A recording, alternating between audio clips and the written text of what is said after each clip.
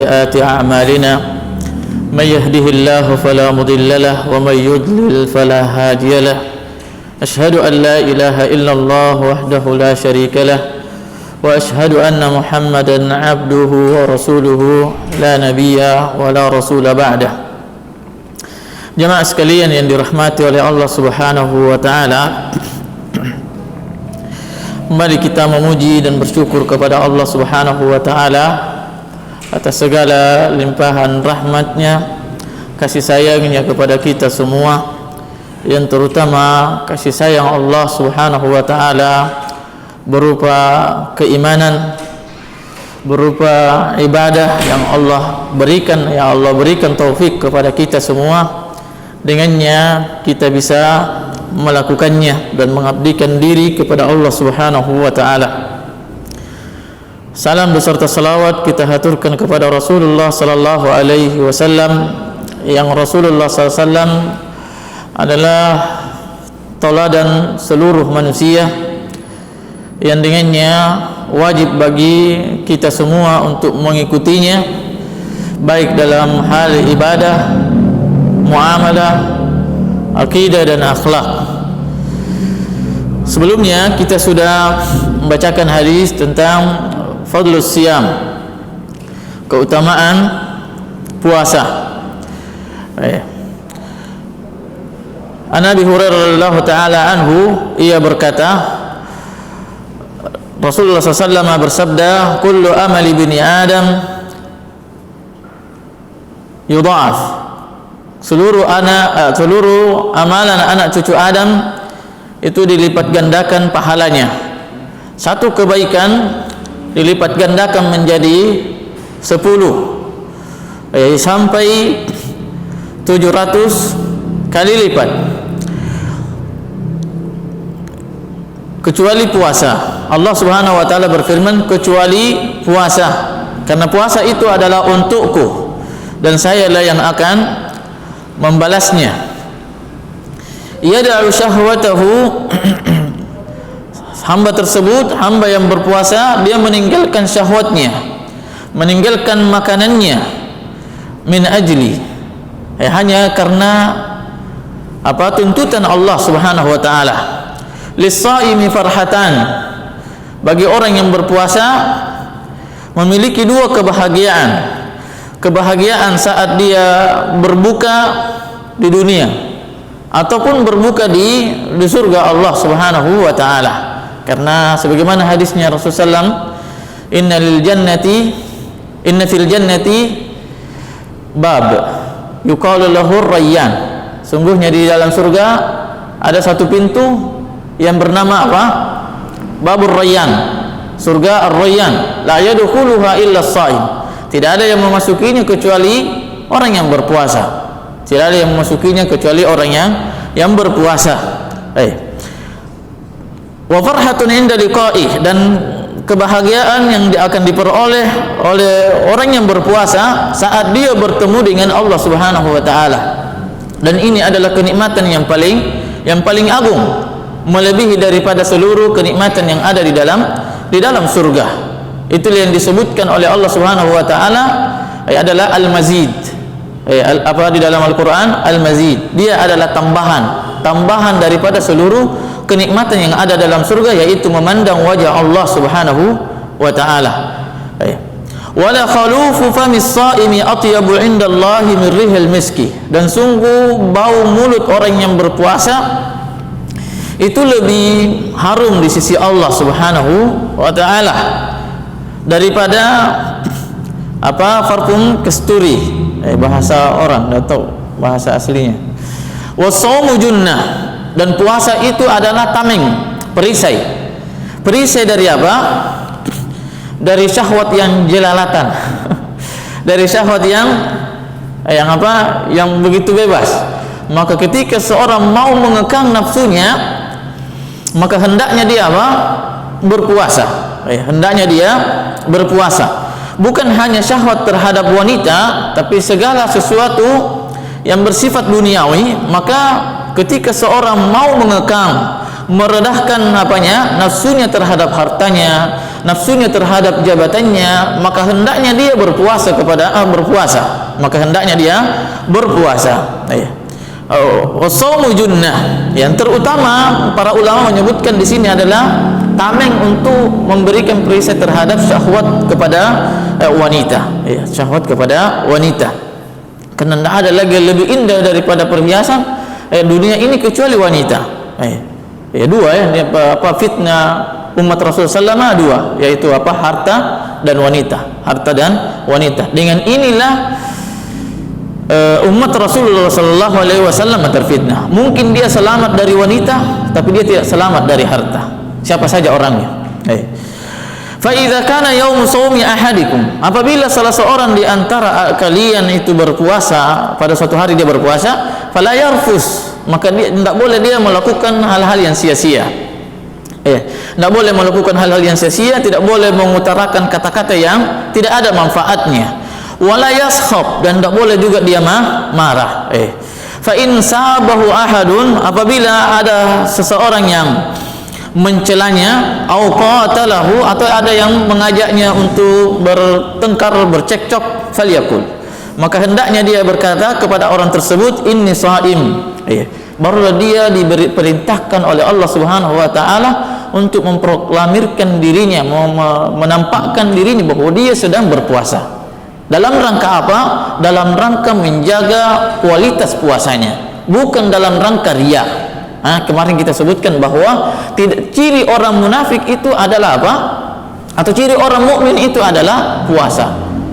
Orang mukmin, orang munafik sulit baginya untuk berpuasa, karena tidak ada yang mengetahui puasa seseorang itu kecuali dirinya dengan Allah Subhanahu wa taala. Adapun mungkin kita tahu bahwa bibirnya kering, bicaranya begini dan seterusnya, maka itu hanya sekedar tanda-tanda. Boleh jadi mungkin dari pagi sampai siang memang belum sarapan atau tidak ada lain yang sarapan, sehingga bibirnya kering, maka itu adalah sekedar tanda. Adapun memastikan seseorang fulan berpuasa, maka itu tidak bisa kita tahu kecuali dia dan Allah Subhanahu wa taala. Nah, kemudian hadis selanjutnya, hadis yang ke 36 dari Abu Hurairah radhiyallahu taala anhu, ia berkata, Rasulullah sallallahu alaihi wasallam bersabda, "Inna Allah qala," sesungguhnya Allah Subhanahu wa taala berfirman, "Man adali waliyan faqad azantuhu bil harb." Siapa yang memusuhi wali-waliku, faqad azantuhu bil harb, maka sungguh saya akan mengumumkan kepada makhluknya, mengumumkannya. Tahu kepada siapa? Kepada orang beriman, kepada para malaikat.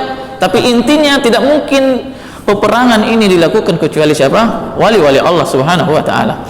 Man adali waliyan faqad azantuhu bil harb. Siapa yang memusuhi wali-waliku, maka sungguh saya akan mengumumkan peperangan terhadapnya. Wa ma taqarraba ilayya 'abdi bi syai'in, tidaklah seorang hambaku itu bertakarrub, mendekatkan dirinya kepadaku, bi syai'in, dengan sesuatu, ahabba ilayya, yang paling aku cintai, mimma aftaradtu alaihi, kecuali apa yang aku telah wajibkan kepadanya. Wa ma yazalu 'abdi yataqarrabu ilayya bin nawafil, senantiasa hambaku itu mendekatkan dirinya kepadaku dengan amalan-amalan sunnah, hatta uhibbahu, hingga saya pun mencintainya, kecintaan kedua. Fa idza ahbabtuhu kuntu sam'ahu alladhi yasma'u bih, kalau saya sudah mencintainya, maka saya yang kuntu sam'ahu alladhi yasma'u bih, maka saya akan menjadi pendengarannya yang dia jadikan sebagai alat untuk mendengar. Nah, wa basarahu alladhi yubsiru bih, dan saya akan menjadi penglihatannya yang dia gunakan untuk melihat.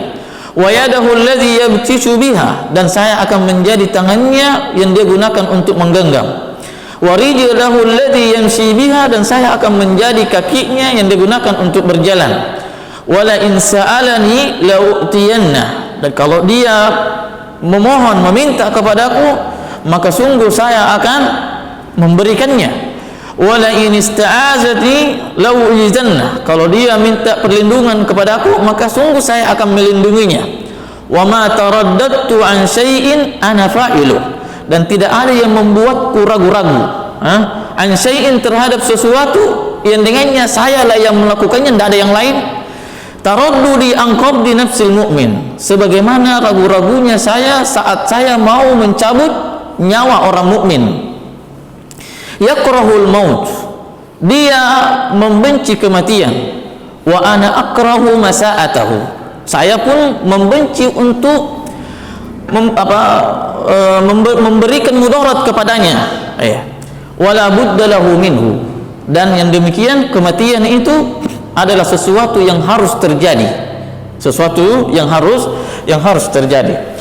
Jamaah sekalian yang dirahmati oleh Allah Subhanahu wa taala,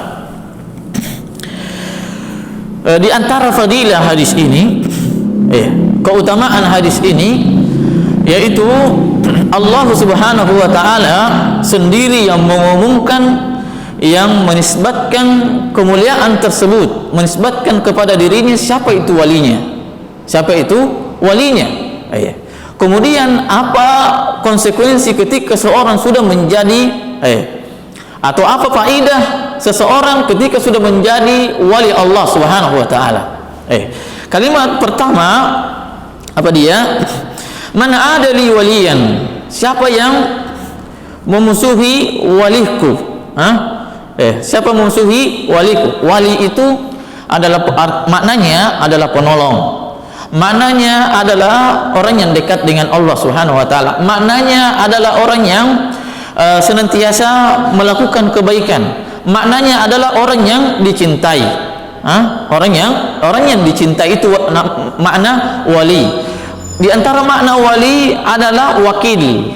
Di antara makna wali adalah wakil. Maka ketika seseorang hanya mengatakan bahwa dia adalah orang yang dicintai, maksudnya makna wali itu adalah hanya dicintai, itu kurang. Man adali waliyan, siapa yang memusuhi waliku? Siapa itu wali? Wali Allah Subhanahu wa taala. Dia adalah orang yang senantiasa melakukan perintah Allah. Dia adalah orang yang meninggalkan larangan Allah. Dia adalah orang yang melakukan seluruh perintah Allah Subhanahu wa taala. Dia adalah orang penolong Allah Subhanahu wa taala. Dia adalah orang yang menolong rasulnya. Dia adalah orang yang menegakkan sunnah. Itu adalah wali Allah Subhanahu wa taala. Maka perwalian tersebut, fadilahnya, keutamaannya ketika seseorang sudah diakuin bahwa dia adalah wali Allah, di sisi Allah Subhanahu wa taala, dia adalah walinya Allah di muka bumi ini, maka faqad azantuhu bil harb, maka sedikit pun dari sesuatu yang mudarat yang akan dia peroleh itu Allah tidak akan biarkan.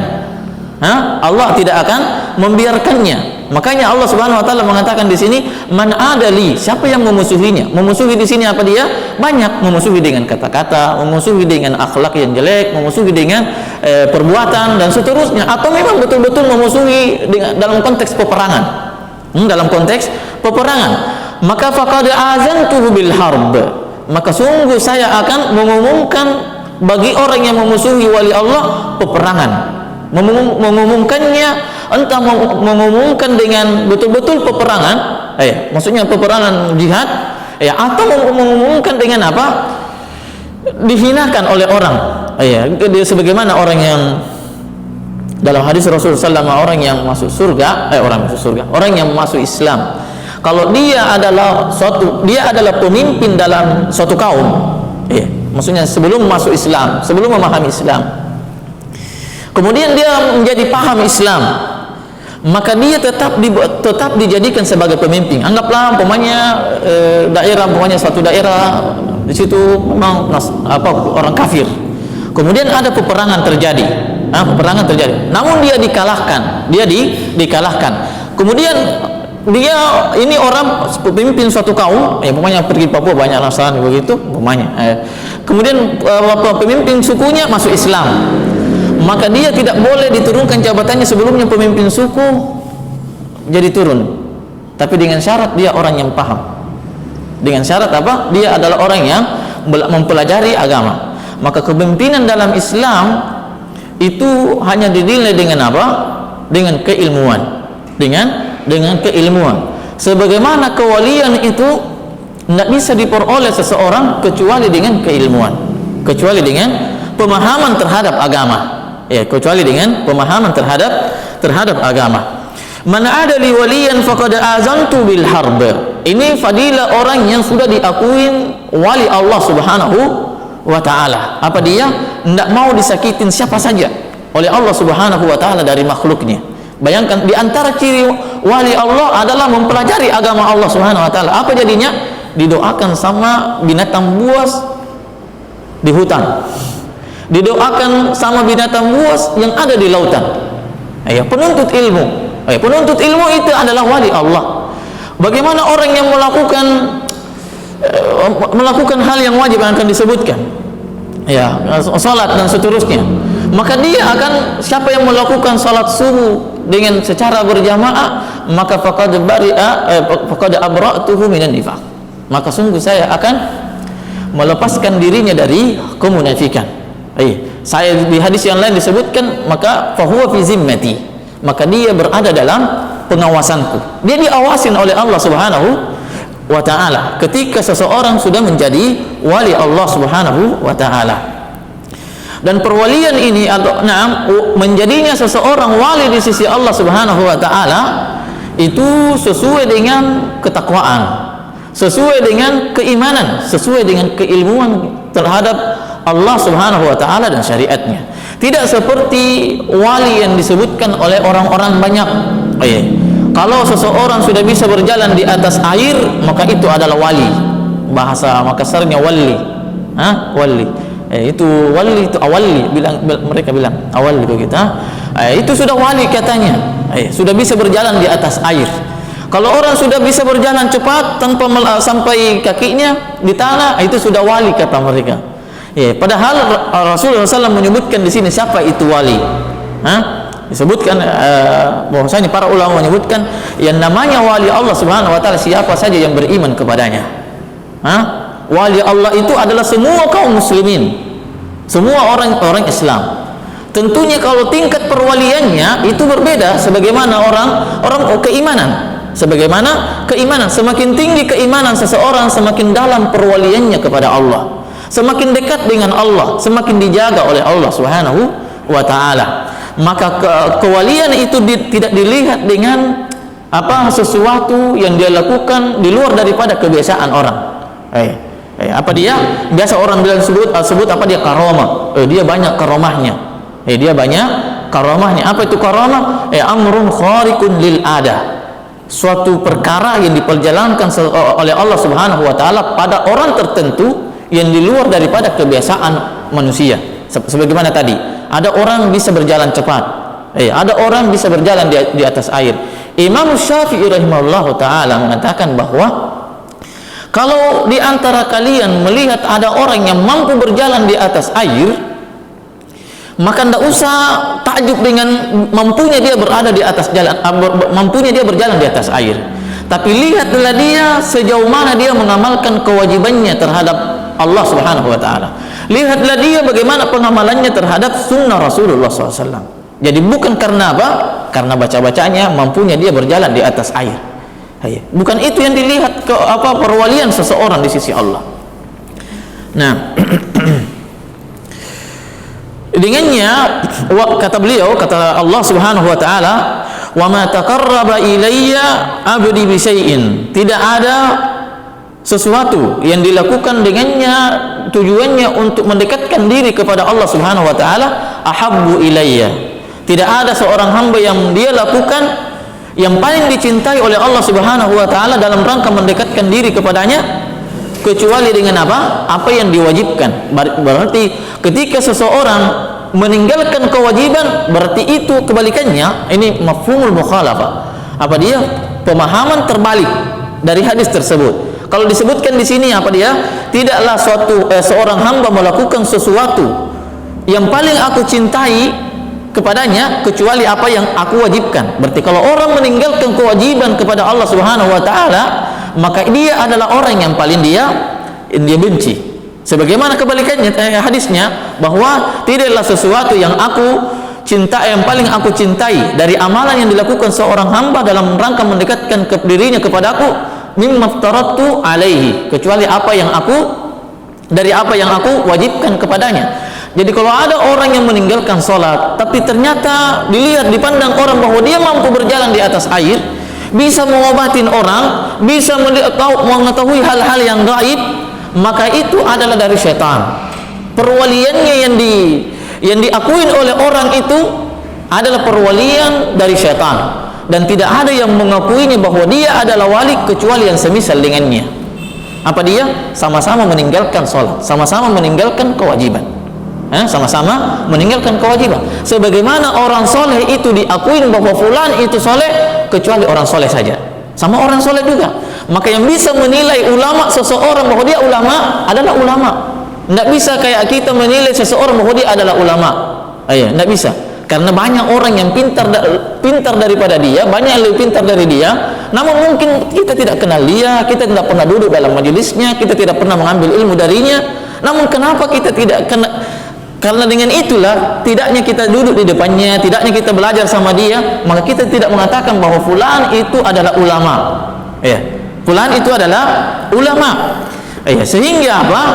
Keulamaan tadi, bahwa itu hanya diakuin sama ulama itu sendiri. Jadi kalau ada orang mengatakan bahwa ustadz ini dia betul-betul alim, dia betul-betul ulama, maka kita lihat siapa yang menilai dia ulama atau bukan.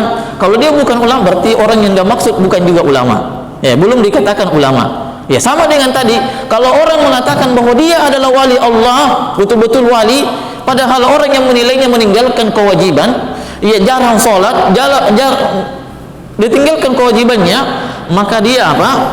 Dia bukan wali Allah Subhanahu wa ta'ala, bahkan dia adalah walinya syaitan.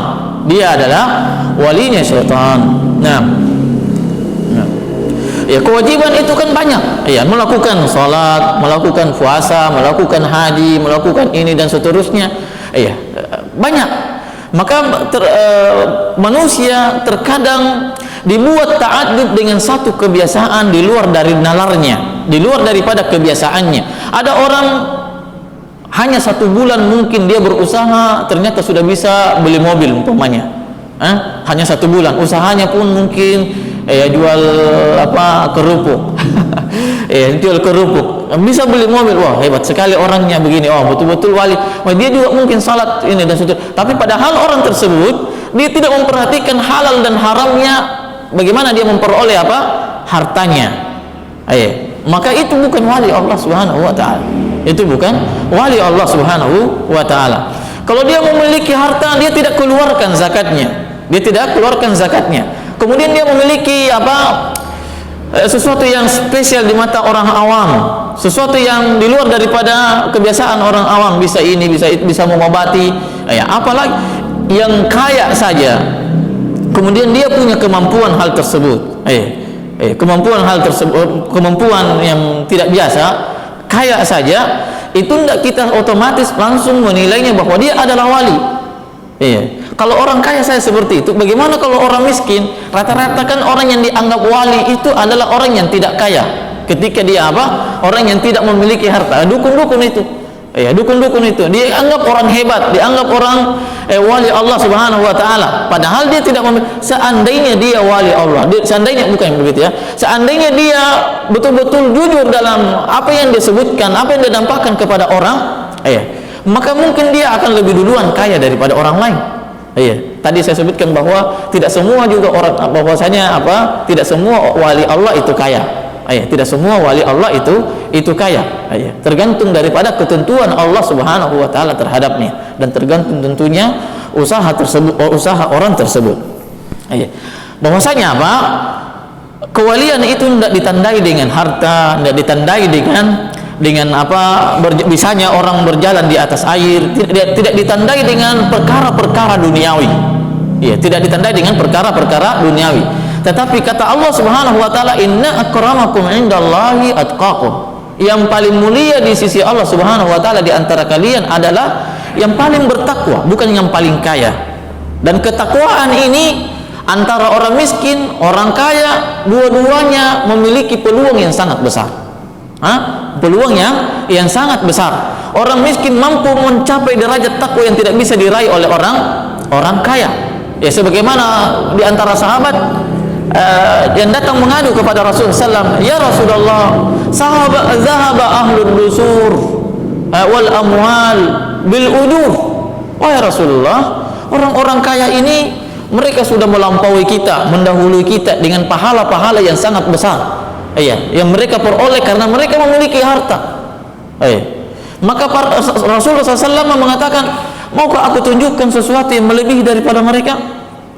Disuruh berzikir kepada Allah Subhanahu wa taala.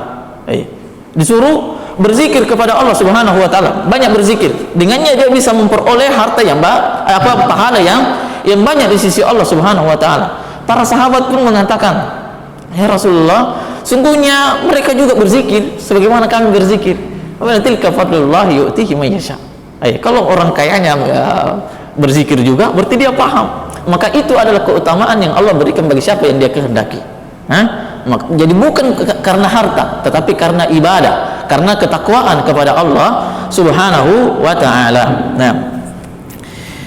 Maka ini diantara ciri siapa? Ciri wali Allah Subhanahu wa taala. Siapa dia? Adalah orang yang senantiasa sampai matinya, tidak pernah putus-putus melaksanakan daripada kewajiban yang Allah wajibkan kepadanya. Tadi saya ulangi bahwa inilah orang yang paling dicintai oleh Allah Subhanahu wa taala.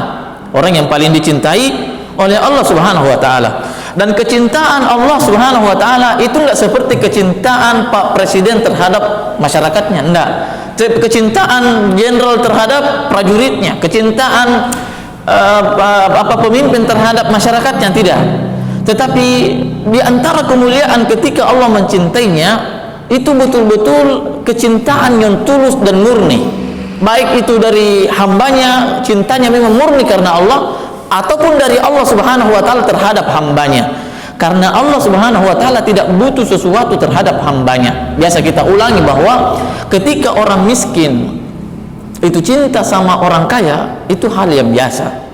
Tapi kalau orang kaya cinta sama orang miskin, itu yang luar biasa. Ketika makhluk ini yang begitu miskin, kata Allah Subhanahu wa taala, ya ayuhan nasu antumul fuqara'u ila Allah. Wahai sekalian manusia, kalian itu adalah orang fakir, orang manusia yang fakir, miskin. Bagaimanapun kayanya manusia, maka dia adalah orang yang miskin di hadapan Allah Subhanahu wa taala. Maka ketika hambanya, orang mukmin ini mengaku cinta kepada Allah Subhanahu wa taala, itu adalah hal yang biasa. Itu adalah hal yang biasa. Namun kebiasaan walaupun dia adalah suatu hal yang biasa, namun dia adalah sesuatu yang istimewa. Sesuatu yang istimewa. Sebaliknya, ketika Allah mencintai hambanya, maka itulah yang luar biasa. Itulah yang luar biasa. Nah, makanya kita diperintahkan oleh Allah Subhanahu wa taala dalam hidup kita ini untuk mencari keridhaan Allah. Untuk mencari keridhaan Allah. Kita tidak dituntut untuk memperbanyak,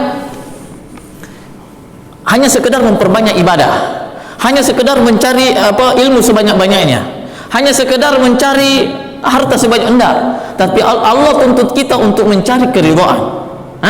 Berapapun harta yang kita miliki, dengannya kita bisa menarik keridhaan Allah Subhanahu wa taala, maka itulah yang Allah inginkan.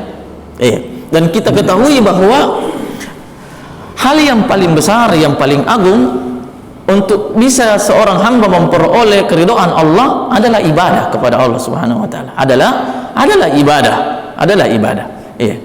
Namun kemudian mungkin karena ibadah itu kan tidak semua sama fisiknya orang, sehingga ada orang mampu berhaji, ada orang mampu berpuasa, ada orang yang tidak mampu berpuasa, ada orang yang mampu sholat dan seterusnya berjamaah di masjid terus, ada orang yang tidak mampu karena mungkin sudah tua dan seterusnya, atau ada uzur yang lain. Bukan dinilai dari banyaknya itu semua, tetapi pada saat seseorang pergi ke masjid, apa yang dilihat? Keikhlasannya. Pada saat orang keikhlasan dan ketakwaannya, apa yang dilihat seseorang? Kalau anggaplah dia orang yang tidak mampu pergi sholat di masjid, apa yang dilihat? Adalah ketakwaan. Artinya orang yang tidak, antara orang yang pergi ke masjid dengan orang yang tidak pergi ke masjid, dua-duanya dilihat adalah ketakwaan. Orang yang tidak pergi ke masjid, betul tidak dia mendapatkan uzur di sana? pakai uzur syar'i atau sekedar alasan saja, atau dia hanya malas-malasan saja, itu ketakwaan. Atau orang yang pergi ke masjid, dia hanya sekedar ingin dipuji atau tidak, atau hanya malu-malu tidak dilihat di masjid dan seterusnya. Maka dua-duanya, antara orang yang pergi ke masjid dengan tidak pergi ke masjid, dibutuhkan namanya ketakwaan. Maka ketakwaan inilah yang dengannya bisa kita raih keridhaan Allah Subhanahu wa taala. Nah, wa ma yazalu abdi saya masih di sini tentang kewajiban jamaah sekalian yang dirahmati oleh Allah Subhanahu wa taala.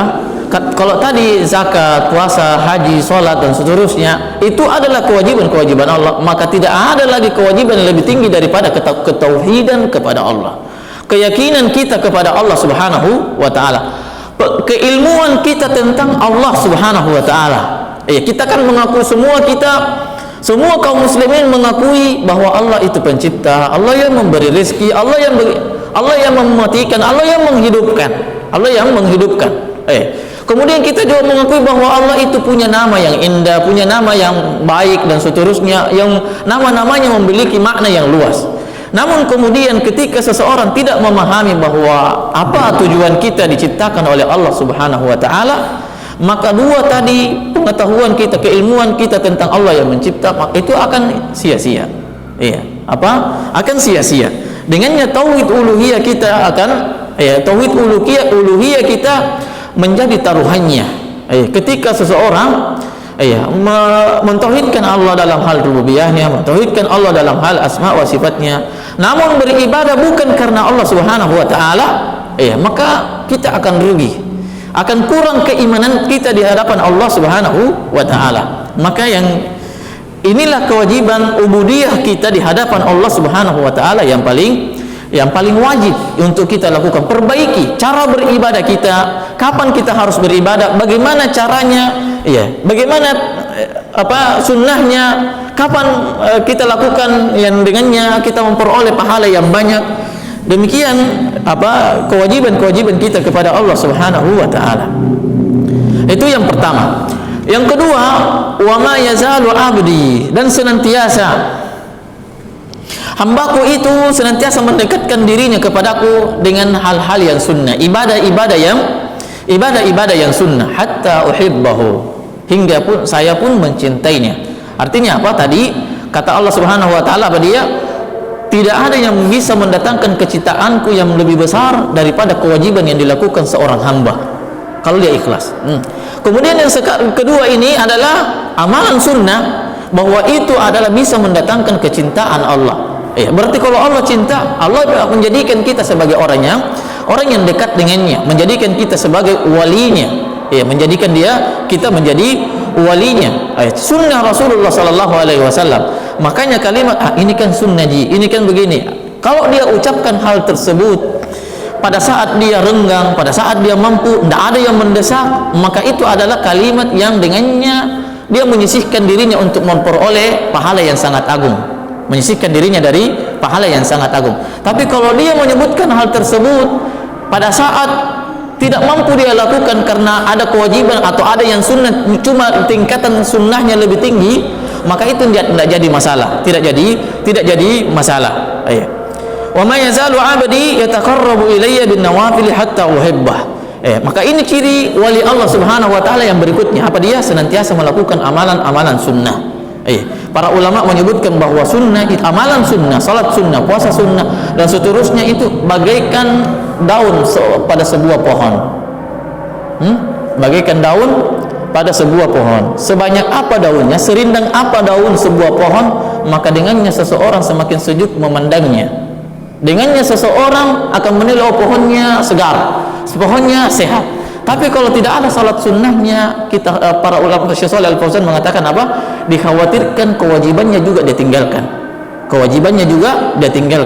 Maka kepedulian seseorang terhadap amalan-amalan sunnah, baik itu sedekah sunnah, puasa sunnah, haji sunnah, dan seterusnya, maka itu adalah bagaikan daun pada sebuah pohon. Kalau ada pohon tidak ada daunnya, tidak lama lagi pohonnya itu akan mati, pohonnya itu akan jatuh. Demikian juga orang yang tidak suka atau malas untuk melakukan amalan-amalan sunnah. Kita dikhawatirkan akan jatuh apa? Akan dia bisa meninggalkan kewajiban. Dia bisa meninggalkan kewajiban. Nah, fa iza ahbabtuhu. Ini apa?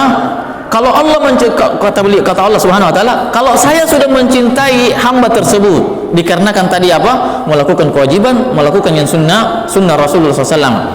Kuntu sam'ahu alladhi yasma'u bih.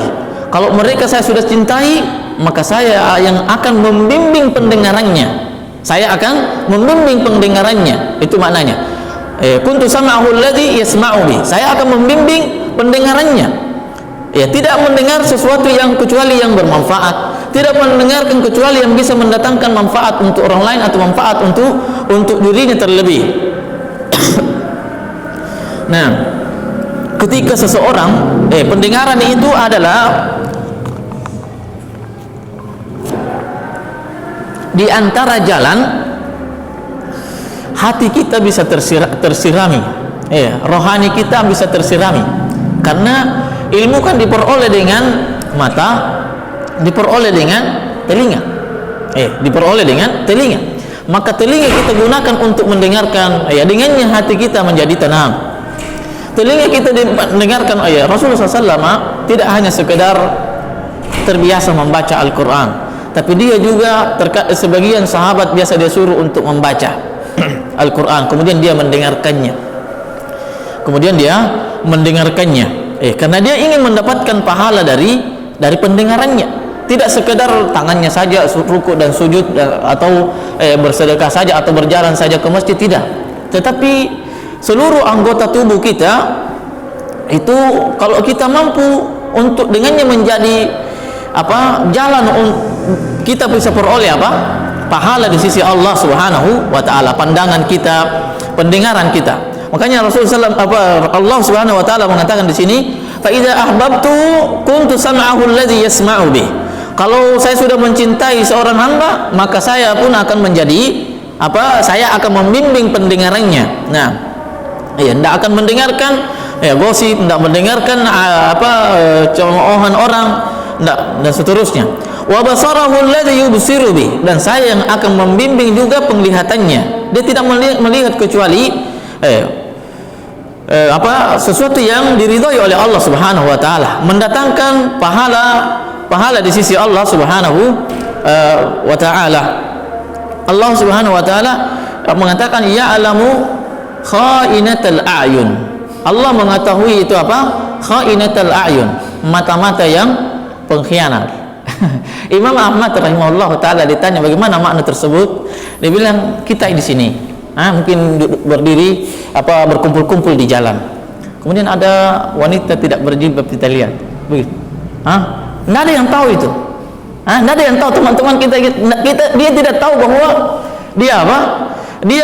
kita melihat perempuan yang tidak berhijab tadi, maka Allah mengetahui ya'lamu kha'inatal a'yun, kata Imam Ahmad menafsirkan itu. Itu maksudnya. Itu berkumpulnya seseorang, kemudian ada sesuatu yang haram mungkin dilihat dan tidak ada mengetahuinya kecuali Allah dia dan Allah Subhanahu wa taala. Kedipan mata atau apalah begitu, lirikan mata. Subhanakallahumma rabbana wa bihamdik, asyhadu an la ilaha illa anta, astaghfiruka wa atubu ilaik. Assalamualaikum warahmatullahi wabarakatuh.